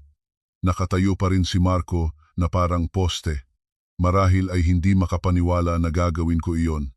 Binuksan ko ang aparador sa parte niya, inilabas ang lahat ng damit, kurbata, jacket at pati na ang mga sapatos na mas mahal pa niya kaysa sa akin at isiniksik sa pangalawang container.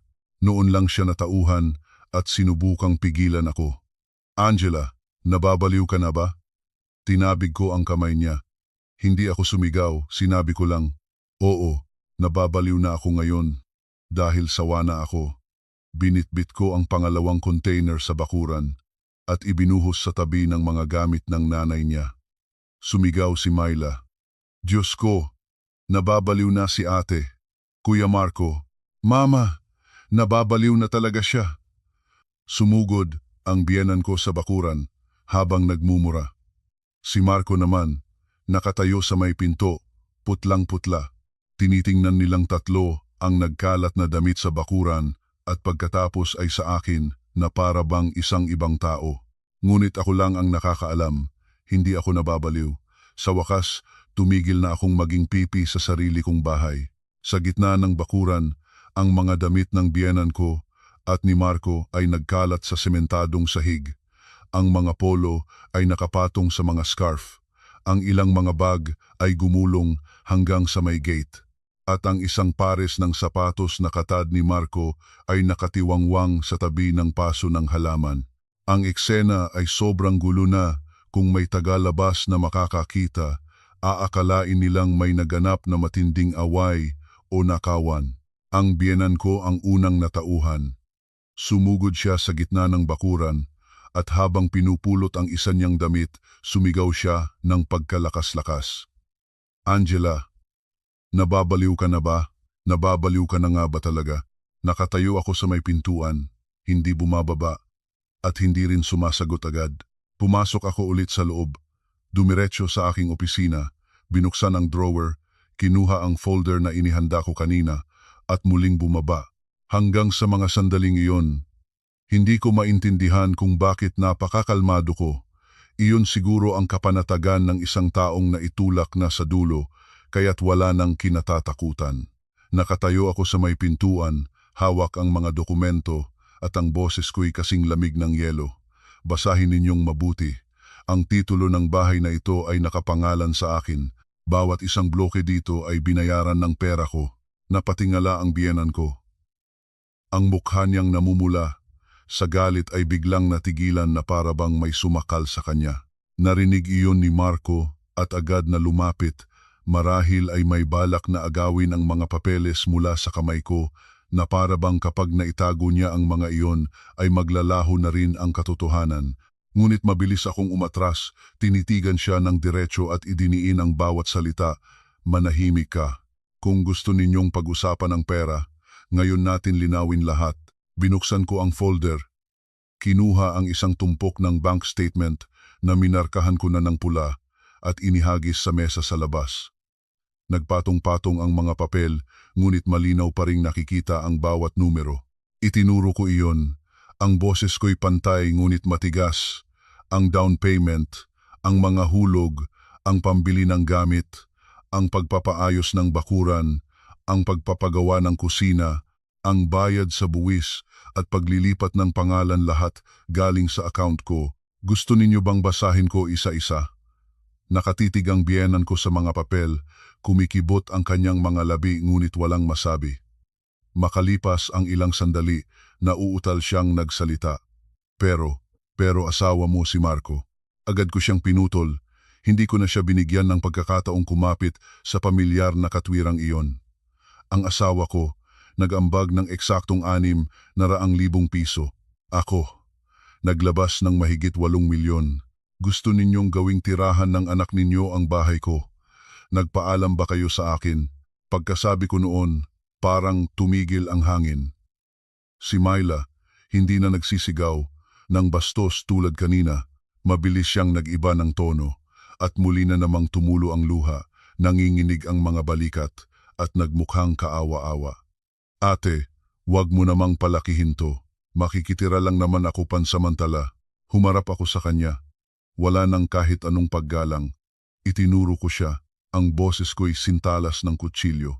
Makikitira ka ng isang araw at bukas sasabihin na ninyong mag-ina na bahay ninyo ito. Masyado nang luma ang taktikang. Yan. Narinig iyon ni Myla at natameme. Namutla ang mukha ngunit pilit pa ring hinihila ang kamay ng kanyang ina na para bang siya ang inaapi. Marahil ay noon lang talaga naramdaman ni Marco na nawawala na sa kanya ang kontrol sa sitwasyon. Nagsimulang lumambot ang kanyang boses, isang paraan na sanay na akong marinig tuwing kailangan niyang pakalmahin ang sitwasyon para sa sarili niyang kapakanan. Lumapit siya at dahan-dahang nagsalita. Angela, huminahon ka. Pumasok muna tayo sa loob at mag-usap. Natawa ako, isang tawang tuyo na kahit ang lalamunan ko'y parang pumait. Tinitigan ko siya ng diretso, noong ako ang iniinsulto, na nahimik ka. Noong itinataboy ako sa bodega, na nahimik ka. Ngayong nakita mo na ang mga papeles sa kamay ko, saka mo lang gustong makipag-usap. Natigilan si Marco. Ang mukha niya ay pinaghalong hiya at galit, ngunit hindi makasagot. Marahil ay iyon ang unang pagkakataon sa buhay niya na may naglantad ng kanyang kahinaan at pagkamakasarili sa harap mismo ng kanyang ina. Sakto namang tumunog ang telepono ko. Ang pangalan ni Attorney Villanueva ang lumabas sa screen. Tiningnan ko silang tatlo bago ko sinagot at inilagay sa loudspeaker. Ang boses ni Attorney Villanueva ay umalingaw-ngaw sa gitna ng katahimikan. Miss Cruz, na-review ko na ang mga dokumento ng bahay. Sa legal na aspeto, ikaw ang nag-iisang may-ari. Kung mayroong sinumang tumitira diyan ng labag sa iyong kalooban, may karapatan kang paalisin sila. Ang mga salitang iyon ay parang isang malaking martilyo na humampas sa kanilang tatlo. Namutla ang biyenan ko, isang pamumutla na wala ng bahid ng dugo. Si Myla naman ay napaupo sa sahig, sa tabi ng kanyang mga damit, dilat na dilat ang mga mata. Marahil ay sa mga sandaling iyon, naintindihan na niyang hindi na ito isang simpleng pananakot, hindi isang pansamantalang galit, at hindi isang pagpapalaki ng issue tulad ng dati. Totoong-totoo na pinapalayas ko na sila. Pinatay ko ang tawag, hawak ang mga papeles, tiningnan sila isa-isa, at nagsalita ng dahan-dahan at malinaw. Bawat salita ay parang isang pako na ibinabaon sa hangin. Dahil sa ilang taon nating pagsasama bilang pamilya, bibigyan ko kayo ng 30 minuto. Kunin ninyo ang mga gamit ninyo at umalis. Kung hindi, tatawag ako ng security at pulis. Walang nagsalita. Tanging ang ihip ng hangin na nagpapalipad sa ilang mga papel sa kanilang paanan ang maririnig. At sa sandaling iyon, alam kong isang bagay ang sigurado. Ang laban na akala nila'y panalo na sila ay sa wakas naibaliktad ko na. Matapos ang aking paglaban sa gitna ng bakuran, ang bahay ay nabalot ng isang nakakabinging katahimikan. Wala na ang sigaw ng biyenan ko, wala na rin ang pag-iyak ni Myla. Ngunit ang katahimikang iyon ay mas nakakatakot. Para itong ang kalma bago ang isang malakas na bagyo, kung saan humihinto ang hangin at bumababa ang mga ulap. Alam ng lahat na isang maliit na ingay lang, sasabog ang lahat. Nakaupo ang biyenan ko sa sahig, pinupulot ang bawat damit, ngunit ang kanyang mukha ay madilim. Nakaigting ang kanyang panga at ang tingin niya sa akin ay puno ng galit. Si Myla naman, hindi na gaanong umiiyak. Nakaupo siya sa tabi ng kanyang maleta, Paminsan-minsan ay pinupunasan ang luha, ngunit ang paraan ng paglibot ng kanyang mga mata mula sa kanyang ina, sa kanyang kapatid, at pabalik sa loob ng bahay ay nagpapahiwatig na hindi pa siya sumusuko. Nag-iisip siya ng ibang paraan. Si Marco ang unang bumasag sa katahimikan. Lumapit siya sa akin, hindi na sumisigaw, at dahan-dahang hinawakan ang damit ko. Angela, pumasok tayo sa kwarto. Mag-usap tayo. Tiningnan ko siya ng ilang segundo at sumunod. Hindi dahil gusto kong makinig sa kanyang paliwanag, kundi dahil gusto kong malaman kung ano pa ang kaya niyang sabihin pagkatapos ng lahat. Pagpasok namin sa kwarto, isinara niya ang pinto at humarap sa akin, ang mukha'y pinaghalong inis at pagod. Angela, ang ginagawa mo ay pagwawalang bahala sa lahat ng pinagsamahan natin. Narinig ko iyon at natawa na lang ako. Tiningnan ko siya at ngumiti ng mapait. Anong pinagsamahan? Ang pinagsamahan ng isang asawang nanonood lang habang inaapi ang kanyang asawa. Natigilan siya. Marahil ay hindi inaasahan na sasagot ako ng diretso. Ngunit mabilis siyang bumalik sa kanyang pagod na tono, ang tono na palagi niyang ginagamit para tapusin ang anumang usapan. Gusto ko lang ng kapayapaan sa bahay. Huwag mo namang palakihin ang lahat. Narinig ko iyon at parang may malamig na bagay na gumapang sa aking likod. Kapayapaan. Sa loob ng maraming taon, tuwing nagagalit ang nanay niya, nagiging bastos ang kapatid niya at nasasaktan ako, palagi niyang ginagamit ang salitang iyon para patahimikin ako. Ang kapayapaan para sa kanya ay nangangahulugang kailangan kong magtimpi. Ang kapayapaan para sa kanya ay nangangahulugang may karapatan ang kanyang ina at kapatid na umabuso habang ako ay dapat manahimik. Tinitigan ko siya ng diretso at dahan-dahang nagtanong, kapayapaan o kailangan kong manahimik para makapang-abuso ang pamilya mo? Sandaling natahimik si Marco. Tumingin siya sa ibang direksyon na para bang iniiwasan ang tanong. Ngunit sa gitna ng kanyang pagkataranta, nakabitiw siya ng isang pangungusap na hinding-hindi ko malilimutan. Ako ang lalaki sa pamilyang to. May responsibilidad din ako sa nanay at kapatid ko. Isang pangungusap lang at lahat ng kalabuan sa isip ko ay biglang naging malinaw. Lumalabas na mula pa sa simula, inaakala na niyang ang aking mga ari-arian ay magsisilbing sandalan para sa kanyang pamilya. Lumalabas na ang bahay na ito, ang perang ito, ang pagod na ito para sa kanya, hindi ito pawis at dugo ng kanyang asawa, kundi isang bagay na pwedeng gamitin para tulungan ang kanyang ina at kapatid anumang oras na kailanganin nila. Nakatayo lang ako roon. Tinitingnan siya, at ang puso ko'y tuluyan ng nanlamig. Hindi na galit na kumukulo, kundi ang lamig ng isang taong nakakita na sa tunay na kulay ng taong nasa tabi niya. Sa labas, narinig ko na namang sumigaw ang biyenan ko.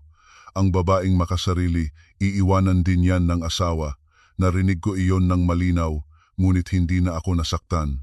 Siguro, dahil sa mga sandaling ito, naintindihan ko na ang sinasabi niyang iiwanan ng asawa ay matagal nang nangyari. Hindi ngayon ako iniwan ni Marco. Iniwan na niya ako mula pa noong araw na pinili niyang manahimik sa harap ng mga kawalang katarungan na dinaranas ko. Tumalikod ako. Hindi na nagsalita. At lumabas. Si Myla ay nakaupo pa rin sa gilid ng bakuran, nakayuko, ngunit ang kanyang mga mata ay hindi tulad ng isang taong walang pag-asa. Sa halip, ito'y sobrang alisto. Paminsan-minsan ay sumusulyap sa loob ng bahay at sa kanyang ina. Ang kanyang peking kahinahunan ay nagbigay sa akin ng isang masamang kutob. Hindi ko alam kung ano, ngunit may kung anong nag-uudyok sa akin na mag-imbestiga. Agad akong bumalik sa loob at dumiretso sa aking opisina. Pagdating ko sa mesa, may napansin akong mali. Ang drawer sa kanan, kung saan ko itinatago ang mga mahahalagang dokumento, ay bahagyang nakaawang. Naaalala kong isinara ko iyon ng maigi kanina. Hinila ko ang drawer at nakitang magulo ang loob. Ang folder na naglalaman ng mga papeles ng aming joint savings account ay nawawala. Nanikip ang dibdib ko at iba't ibang hinala ang pumasok sa isip ko. Ngunit iisa lang ang sigurado, habang nagkakagulo sa labas, may isang taong pumasok dito para maghalungkat. Hindi ako nag-aksaya ng oras. Kinuha ko ang cellphone ko at binuksan ang banking app. Sa mga unang segundo, ang bagal ng loading, para bang naririnig ko ang bawat kabog ng aking dibdib, hanggang sa lumabas ang transaction history. Tiningnan ko ang pinakabagong entry at parang nahulog ako sa isang malalim na hukay. Ang aming joint account ay may bagong transaksyon. Isang transfer ng 900,000 piso, wala pang 15 minuto ang nakalipas. Ang pangalan ng nakatanggap ay malinaw na nakasulat, Myla Reyes. Natigilan ako, nanginginig ang kamay na hawak ang telepono. At naintindihan ko na, habang abala ang lahat sa isyu ng bahay, hindi lang nila planong paalisin ako sa kwarto, hindi lang nila planong gawing tirahan ang bahay ko, kundi sinamantala rin nila ang pagkakataon para nakawin ang pera. Hindi maliit na halaga ang 900,000 piso. Iyon ay bahagi ng ipon naming mag-asawa sa loob ng maraming taon, at karamihan doon ay galing sa akin. Ang pinakakatakot ay hindi ang halaga, kundi ang katotohanang hindi na ito isang simpleng away pamilya. Ito ay isang planadong pagnanakaw. Dahan-dahan kong inangat ang ulo ko at tumingin sa labas. Ang biyenan ko ay abala pa rin sa pagpulot ng damit. Si Myla ay nakaupo pa rin sa tabi ng kanyang maleta, at si Marco ay nakatayo sa gitna ng bakuran na parabang binuhusan ng malamig na tubig. Ngunit sa mata ko, hindi na sila biyenan, hipag at asawa. Sila ay 3 taong nagtutulungan para kunin ang aking bahay, ang aking pera at ang aking huling hibla ng pasensya. At mula sa sandaling iyon, kung mayroon mang natitirang lambot o pagtingin sa pinagsamahan sa puso ko, lahat ng iyon ay naglaho na. Ang laban na ito, mula sa mga sandaling iyon, ay hindi na isang issue sa loob ng pamilya, kundi isang malinaw at planadong pagnanakaw. Dala ang aking telepono, lumabas ako sa bakuran. Hindi na ako nanginginig sa galit tulad kanina, kundi napalitan ito ng isang malamig na determinasyon ng isang taong nakitang may kamay na dumudukot sa kanyang bulsa. Ang biyenan ko ay abala pa rin sa pagpulot ng mga damit. Si Myla ay nakaupo, yakap ang kanyang mga tuhod, at si Marco ay nakatayo, tulala. Itinaas ko ang screen ng telepono sa harap nilang lahat at nagtanong. Ang boses ko'y hindi malakas, ngunit sintalas ng kutsilyo. Sinong nag-transfer ng 900,000 piso? Na to. Namutla si Marco, at ang kanyang peking kahinahunan ay biglang naglaho. Si Myla naman ay umiwas ng tingin. Tanging ang biyenan ko lang ang sumubok na magmatigas. Ang boses niya ay maasim. Pera ninyong mag-asawa yan. Anong masama kung tulungan niya ang kapatid niya sa oras ng pangangailangan? Narinig ko iyon at natawa ako. Isang tawang mapait. Tinitigan ko siya. Ang galing. Kinuha ninyo ang pera ko nang walang paalam, tapos tatanungin ninyo kung anong masama? Agad na nagdilim ang mukha ni Aling Tess. Bakit mo sinasabing pera mo? Mag-asawa kayo. Kaya't pera, ninyong dalawa, yan. Hindi pa ako nakakasagot nang sumigaw si Marco.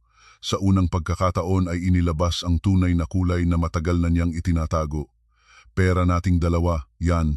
Kaya't may karapatan akong magdesisyon. Humarap ako sa kanya. At ang tanging nararamdaman ko na lang ay pandidiri. Sa loob ng maraming taon, inakala kong duwag lang siya. Bulag na kumakampi sa kanyang ina at kapatid. Ngunit may hangganan pa rin. Ngayon ko lang naintindihan na hindi sa hindi niya alam ang tama at mali, kundi handa siyang tanggapin ang mali basta't pabor sa kanyang pamilya. Lumapit ako at sinabi ng may diin, pera nating dalawa, pero inilipat mo sa kapatid mo para ipambayad sa utang niya sa kabit niya.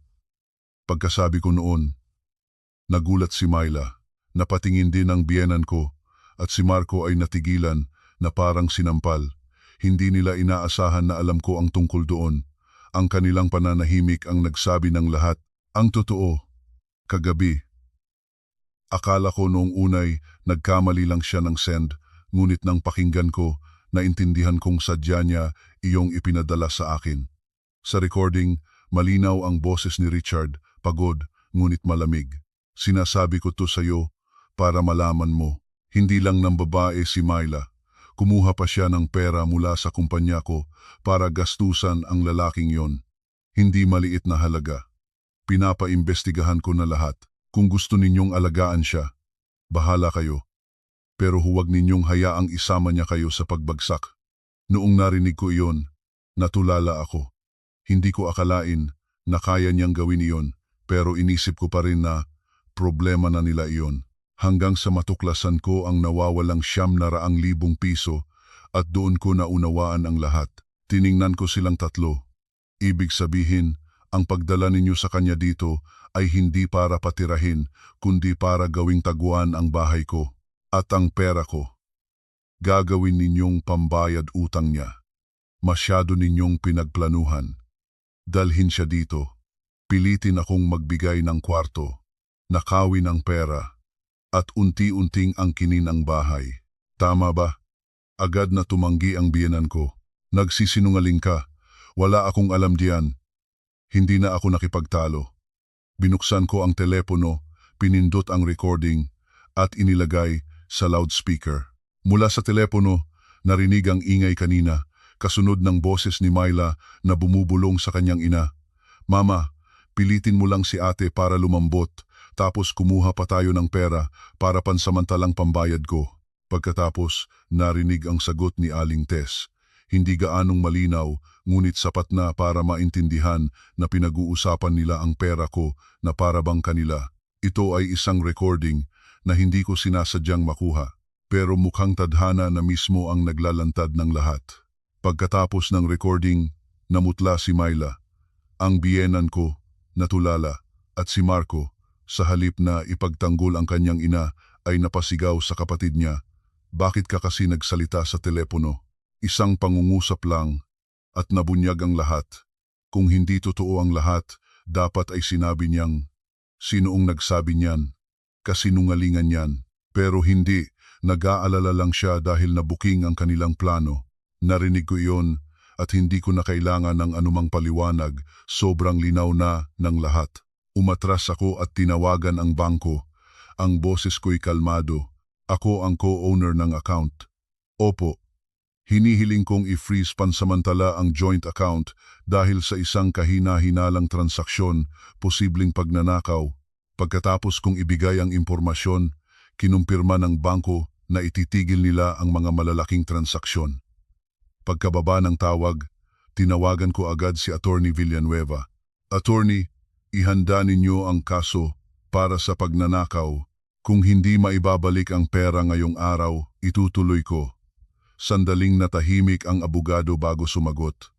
Itago mo lahat ng ebidensya. Huwag ka nang makipag-usap sa kanila. Noon lang sila nataranta. Nawala ang kanilang pagiging kampante. Si Myla, hindi na nagkukunwaring umiiyak. At si Marco, tiningnan ako na parang isang ibang tao. Marahil ay ngayon lang niya naintindihan na hindi na ako ang asawang laging nagpaparaya para sa kapayapaan.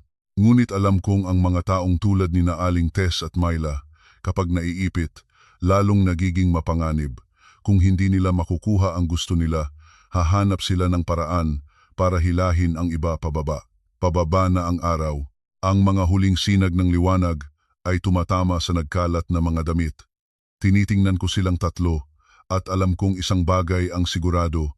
Nanalo ako sa unang laban, ngunit ang tunay na bagyo ay nagsisimula pa lang. At tama nga ang hinala ko, wala pang 10 minuto. Tumunog ang telepono ko. Isang text message mula sa isang hindi kilalang numero. Iisa lang ang nakasulat. Akala mo panalo ka na dahil nakuha mo ang bahay. Mamayang gabi, may mawawala sa'yo na mas masakit pa sa pera. Tinitigan ko ang mga salitang iyon at nanlamig ang aking likod. Hindi ko na kailangang isipin pa. Alam kong maglalabas sila ng mas malaki at mas maruming alas at sa pagkakataong ito, hindi na ito tungkol sa bahay o pera. Ang text message mula sa hindi kilalang numero ay may iisang linya lang, ngunit sapat na iyon para manlamig ang aking likod. Akala mo, panalo ka na dahil nakuha mo ang bahay. Mamayang gabi, may mawawala sa'yo na mas masakit pa sa pera. Natigilan ako ng ilang segundo, nakatitig sa screen na parabang may lason na tumutulo mula sa bawat letra. Ang biyenan ko ay abala pa rin sa pagpulot ng damit. Si Myla ay nakaupo sa tabi ng kanyang maleta at si Marco ay tulala, walang sinumang tumitingin sa akin. Ngunit ang kanilang pagkukunwaring normal ay nagbigay sa akin ng katiyakan. Ang text na iyon ay hindi isang biro, kundi isang babala. At ang nagpadala, hindi ko na kailangang hulaan pa, ay nasa malapit lang. Nang gabing iyon, hindi ako natulog. Ikinandado ko ang pinto ng aking opisina, isinara ang mga kurtina at umupo sa harap ng monitor para i-check ang lahat ng CCTV sa bahay. Dati, hindi ko ito ginagawa dahil iniisip kong kasama ko naman sila sa iisang bahay. Ngunit pagkatapos ng lahat ng nangyari, naintindihan kong sa laban na ito, ang sinumang magiging inosente ay matatalo. Binuksan ko ang bawat kamera, mula sa gate, sa bakuran, sa sala, hanggang sa hagdanan.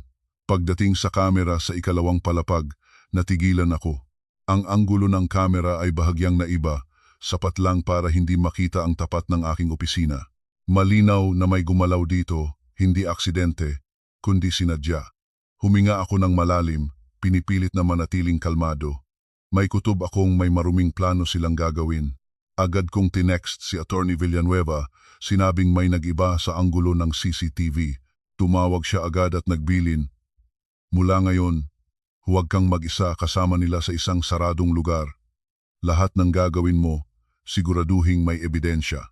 Pagkatapos, tinawagan ko ang kaibigan kong si Rina na nagtatrabaho sa administration office ng aming subdivision. Sinabi kong may problema sa bahay at pinakiusapan siyang itago ang lahat ng CCTV footage mula sa gate at sa tapat ng bahay namin ngayong gabi. Naramdaman niyang seryoso ako, kaya't hindi na siya nagtanong pa. Bandang 10:00 ng gabi, ang bahay ay sobrang tahimik. Hindi na nag-iingay ang mag-inang Tess at Myla at hindi na rin kumakatok si Marco sa pinto ko. Ang katahimikang iyon ang lalong nagpaalerto sa akin.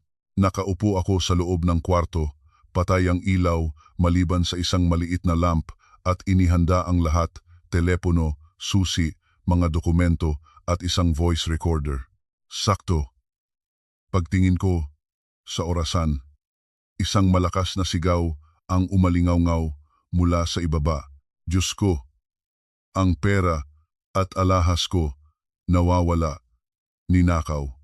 Agad akong tumayo, hindi sa gulat, kundi sa pakiramdam na eto na, mabilis akong bumaba. Pagdating ko sa sala, ang eksena ay eksakto sa inaasahan ko. Si Myla ay nakaupo sa sahig, sabog ang buhok, at paulit-ulit na hinahampas ang kanyang bukas na bag. Ang biyenan ko ay nakatayo sa tabi, nakahawak sa dibdib, at mukhang takot na takot. At si Marco, nakatayo sa gitna, galit na galit. Pagkakita sa akin, itinuro ako ni Myla. Ang boses niya'y nanginginig, ngunit hindi sa takot, kundi sa sobrang pag-arte. Ikaw lang ang umakyat sa kwarto kanina, kung hindi ikaw ang kumuha. Sino? Natigilan ako ng isang segundo at natawa. Isang mahinang tawa na nagpatigil sa kanilang tatlo.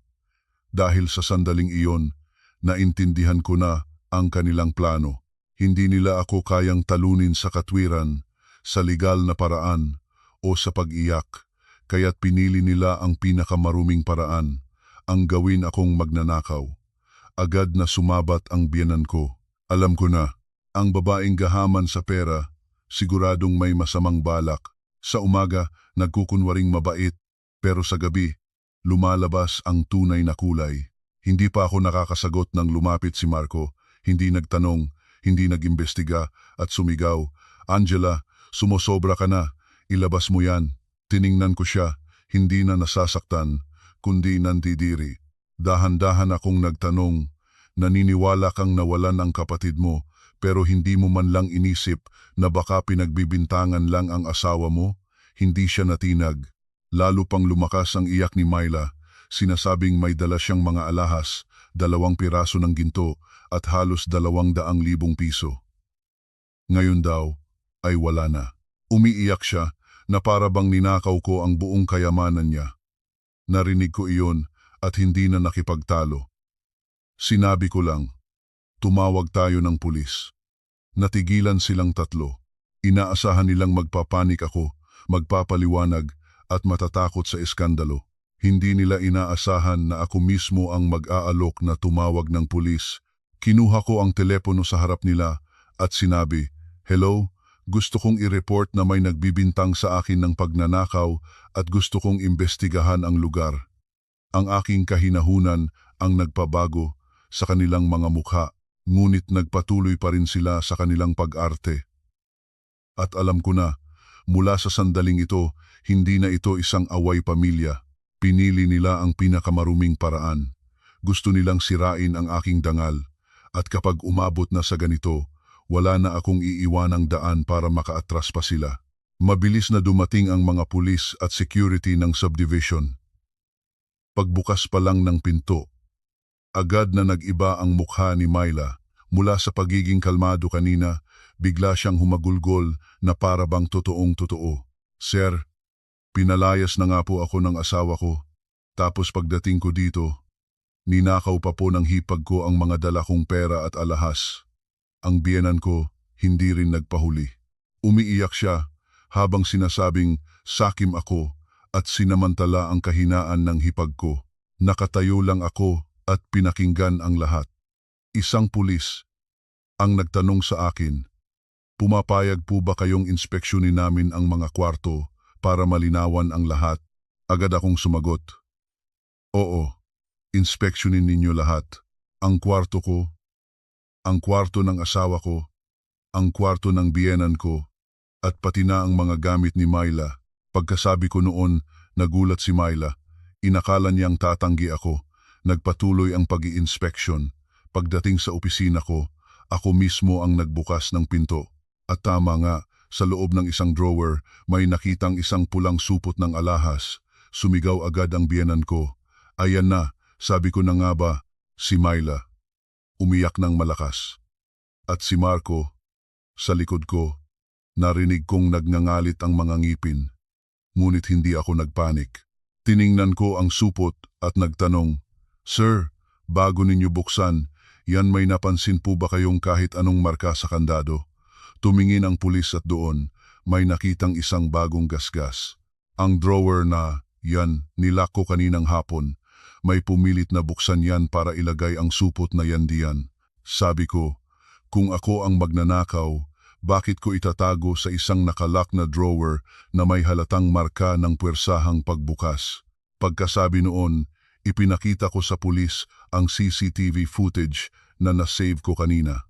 Sa video, kitang-kita si Myla na pumapasok sa opisina ko. Natulala si Myla at alam kong oras na para tapusin ito. Itinuro ko ang handbag ni Myla. "Inspeksyonin din po ninyo yan." Sumugod si Myla para kunin ang bag, ngunit pinigilan siya ng pulis. Sa loob ng bag, may isa pang supot ng alahas na kaparehong-kapareho ng natagpuan sa drawer ko at isang tumpok ng pera na may selyo pa ng bangko. Parang sumabog ang hangin sa loob ng kwarto. Ang biyenan ko, hindi makapagsalita. Si Marco, namutla. At si Myla, napaupo sa sahig, tulala. Tiningnan ko siya at sinabi, "Nagplano kang pagbintangan akong magnanakaw, no? Akala mo matatakot ako at aamin na lang para maprotektahan ang pangalan ng pamilya." Tumingin siya sa akin, ngunit wala ng luha. Dahil ang bitag na inihanda niya para sa akin ay siya mismo ang nahuli sa harap pa ng mga pulis. Akala ko, sa puntong iyon, mananahimik na lang si Marco. Ngunit hindi. Pagkatapos na sabihin ng pulis na kailangan nilang kausapin si Myla, bigla siyang humarap sa akin at sumigaw, "Hindi ka pa ba tapos? Gusto mo bang sirain ang buong pamilya ko?" Ang mga salitang iyon, sa gitna ng lahat, ay ang huling sampal na gumising sa akin. Sa kabila ng lahat ng ebidensya, ang pinagsisisihan niya ay hindi ang ginawa ng kanyang pamilya, kundi ang pagkabigo ng kanilang plano. Natawa ako, isang tawang malamig, o mas tamang sabihin, nanghihinayang ka dahil hindi ako nakulong para mas madali mong makuha ang bahay. Pagkasabi ko noon, natigilan silang lahat. Kinuha ko ang mga dokumento mula sa aking bag at inilapag sa mesa, mga bank statement, email at text messages. Bukod sa 900,000 piso na kinuha ninyo, 3 beses ka ring sumubok na isangla ang bahay na ito gamit ang impormasyon ko. Isang pulis ang tumingin sa mga papel at ipinakita ko ang isang email mula sa isang lending company na kapangalan kay Marco, nagtatanong tungkol sa isang malaking utang gamit ang bahay ko bilang kolateral. Hindi mo tinutulungan ang kapatid mo. Sinasalba mo ang sarili mo. May utang kang halos 3 milyon dahil sa pagkatalo sa investment at ginagarantiya mo pa ang mga utang ni Myla sa mga loan shark para sa kabit niya. Lahat ng ito nalaman ko mula sa investigasyon ng aking abogado. Si Marco parang isang hayop na nahuli. Sumigaw siya, pribadong usapan namin to. Sa unang pagkakataon, sumigaw ako pabalik. Ginamit mo ang pangalan ko, ang bahay ko, at ang pera ko para sa mga problema mo, at tatawagin mo yang pribado. Sa gitna ng kaguluhan, biglang sumabat si Myla. Nangako ka, nahihiramin mo lang. Sabi mo, tanga siya. Konting takot lang, pipirma na yan. Isang pangungusap lang, at nabunyag ang lahat. Hindi lang nila planong kunin ang pera at bahay, planado rin nilang takutin ako para pumirma. Tiningnan ko silang tatlo, ang asawa ko, ang biyenan ko, ang hipag ko. Mga taong nakasama ko sa hapagkainan, tinawag na pamilya at tinulungan. Ngunit sa huli, ang tingin lang nila sa akin ay isang ATM. Ang boses ko'y malamig. Mula pa sa simula, hindi ninyo ako tinuring na pamilya. Tinuring ninyo akong isang ATM na nagsasalita at sa sandaling iyon, lahat ng kasinungalingan ang bahay, ang pera, ang pagbibintang, ang panloloko ay lumabas lahat, walang takip at walang daan pabalik. Pagkatapos na malantad ang lahat ng katotohanan, sa gitna ng sala, hindi ko na naramdaman ang pangangailangang sumigaw pa. Kakaiba, kapag naitulak ka na sa dulo, ang naiiwan na lang ay isang nakakatakot na kahinahunan. Humarap ako sa mga pulis at sinabi, gusto kong mag-file ng reklamo para sa pagnanakaw mula sa joint account, paninirang puri at pagtatangkang gamitin ang aking ari-arian nang walang pahintulot. Natigilan ang lahat. Si Marco ang unang nagpanik.